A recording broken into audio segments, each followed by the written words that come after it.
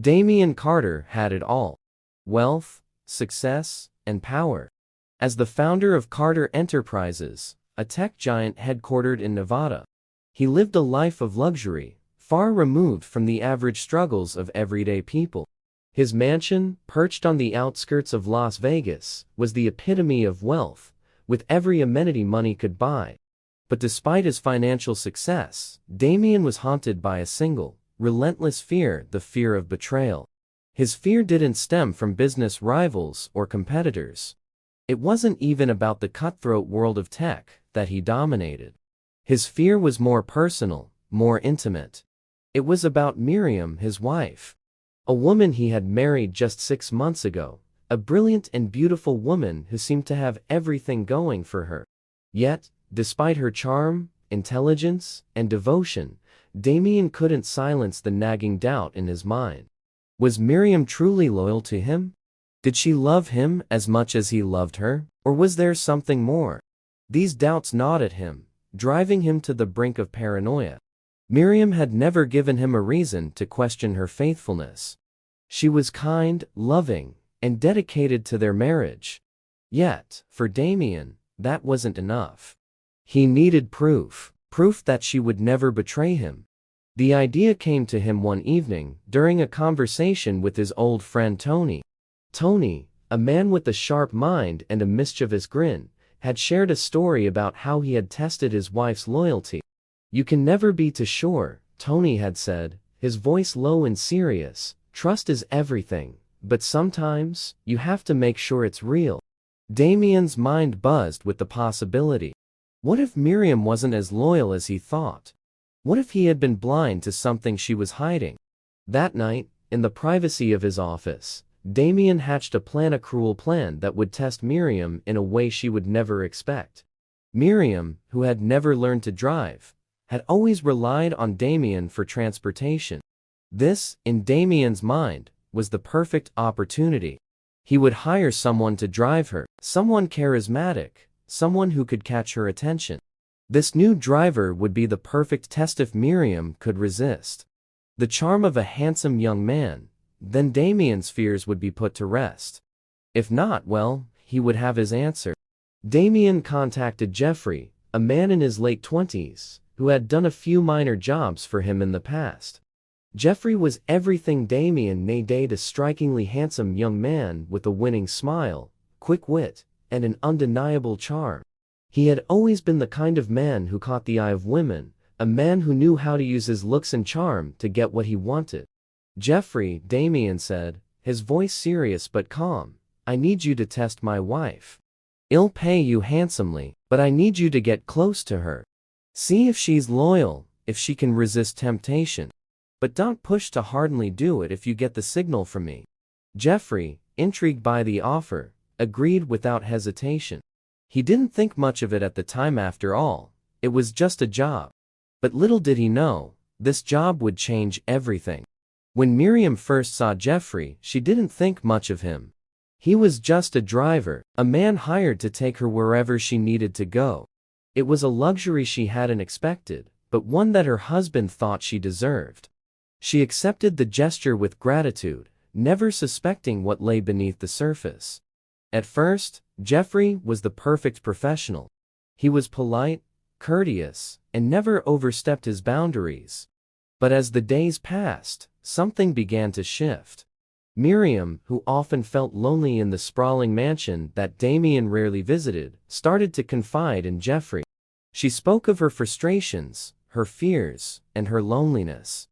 Damian was always at work, consumed by the demands of his business. She hadn't realized it, but in doing so, she had begun to open up to someone she barely knew. Jeffrey, for his part, listened with genuine interest. He was always kind, never judgmental, and never pushed her too far. To Miriam, their conversations were harmless. She had no reason to believe that Jeffrey's interest in her was anything more than friendly. But to Jeffrey, it was clear that Miriam was vulnerable. She laughed at his jokes, shared personal details about her marriage, and spoke of the distance she felt from Damian. Jeffrey began to think that maybe, just maybe, Miriam was falling for him. Damian, meanwhile, was becoming increasingly anxious. He had instructed Jeffrey to report any developments to him, but none came.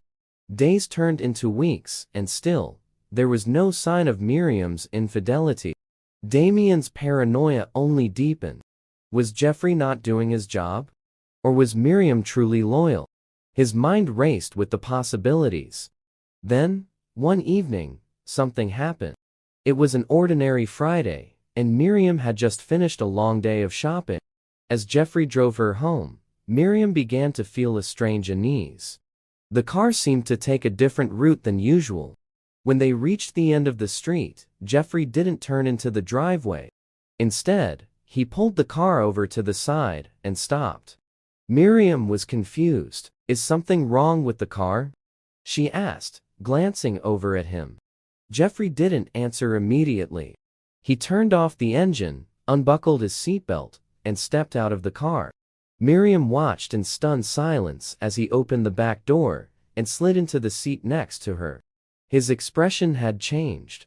The warmth in his eyes had shifted, replaced by something darker, more intent.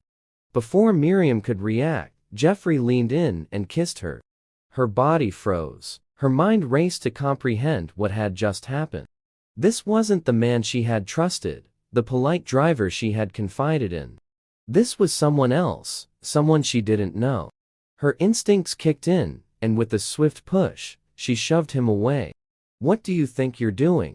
she shouted, her voice filled with disbelief and fury. "Are you crazy?" Jeffrey, realizing his mistake, stammered an apology. "Miriam, I'm sorry, I thought." But Miriam wasn't listening. Without a second thought, she slapped him hard across the face. "You thought what? That I would betray my husband?" Her heart raced as she grabbed her phone. "You're fired, Jeffrey. I'm telling Damian everything." But Jeffrey was frantic now. He grabbed her arm, gently pulling her back. "Miriam, wait, please, listen to me. There's something you need to know." Miriam's eyes narrowed. "What is it? Why shouldn't I call my husband right now?" Jeffrey took a deep breath, his voice shaking. Damian is the one who made me do this. It was all part of his plan. He hired me to get close to you, to see if you would fall for me. He didn't trust you, Miriam. He didn't trust your loyalty." Miriam's world crumbled. The shock of what Jeffrey had just said sent a wave of anger and hurt through her. Damian, her husband, had orchestrated this twisted game, treating her like an object to be tested, like a lab experiment. Her heart shattered. How could he do this to her? After everything she had given him, all the love and loyalty. This was how he repaid her. "Get out of the car, Jeffrey," Miriam said coldly, her voice barely a whisper. Jeffrey hesitated for a moment, but Miriam's cold demeanor left him no choice. He stepped out of the car, leaving Miriam alone with her thoughts. Her body trembled with a mix of anger and betrayal. Her mind raced with questions. How could Damian not trust her? How could he doubt the bond they had shared? That night, when Damian returned home, Miriam was waiting for him. The moment he walked through the door, she confronted him. "How could you do this?" Her voice cracked, trembling with emotion.